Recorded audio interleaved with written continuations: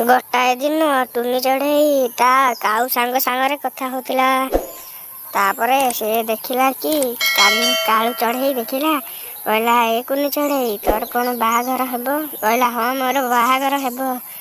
ତାପରେ ଏହା କହି ତାପରେ କୁନି ବାହାର ଦେଶର ଚଢ଼େଇ ଜଙ୍ଗଲକୁ ଫେରିଥିଲା।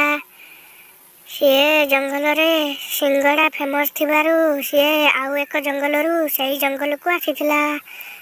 ସେ ଜଙ୍ଗଲକୁ ସିଙ୍ଗଡ଼ା ଖାଇବାକୁ ଆସିଥିଲା। ଏକଥା ସବୁ ଚଢ଼େଇ ମଧ୍ୟରେ ଜାଣିଗଲେ।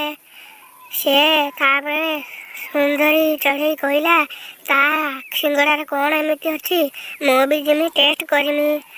ଆସିକି ଟିକି ଚଢ଼େଇ ସିଙ୍ଗଡ଼ାବାଲାକୁ କହିଲା, ଏ ସିଙ୍ଗଡ଼ାବାଲା ତୋ ସିଙ୍ଗଡ଼ା ବହୁତ ଏ ଜଙ୍ଗଲରେ ଫେମସ୍। ତାକୁ ଲୋକମାନେ ବି କହିଲେ ଜଣେ ଟ୍ରାଏ କର। ସିଏ ଖାଇକି ଆସିକି ତା ସାଙ୍ଗ ପାଖରେ ପାରା ପାଖରେ କହିଲା ସିଙ୍ଗଡ଼ା ବହୁତ ଫେମସ୍ ଥିଲା, ବହୁତ ମଧ୍ୟ ସ୍ୱାଦିଷ୍ଟ ଥିଲା। ସିଙ୍ଗଡ଼ା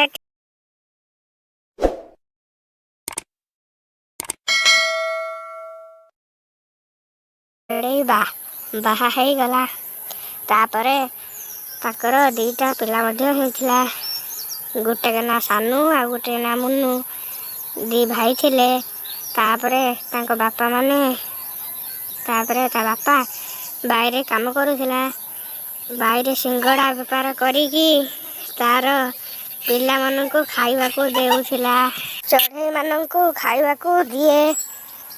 ତାପରେ ସିଙ୍ଗଡ଼ାରୁ ଭଲ ଇନକମ୍ କରି ତା ଘରକୁ ପଠାଇ ଦିଏ। ତା ଘର ମଧ୍ୟ ଭଲରେ ଚଳନ୍ତି। ଆଉ ଅଧିକ ଖୁସି ହୁଏ ପାରା, କାହିଁକିନା ତା ସିଙ୍ଗଡ଼ା ଜଙ୍ଗଲରେ ପୁରା ଫେମସ୍ ଥିଲା। କାହାଣୀଟି ଭଲ ଲାଗିଛି ଯଦି ଲାଇକ୍ କରିବେ, ସବସ୍କ୍ରାଇବ୍ କରିବେ।